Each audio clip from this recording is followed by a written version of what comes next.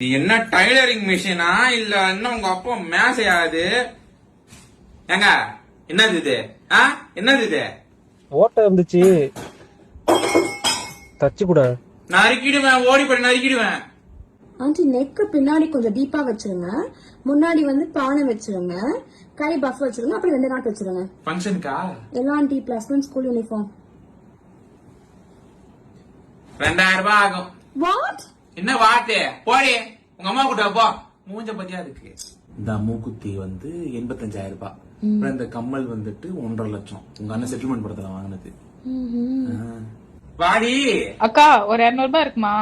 ஐயோ என்கிட்ட பால் வாங்க கூட காசு இல்லடி. அண்ணன் உக்காந்துட்டான்ல, அதுல இருந்து எங்க சம்பாத்தியமே இல்ல.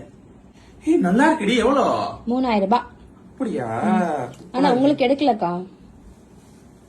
ஏய் அந்த காலத்துல இந்த மாதிரி சாரி எல்லாம் கட்டி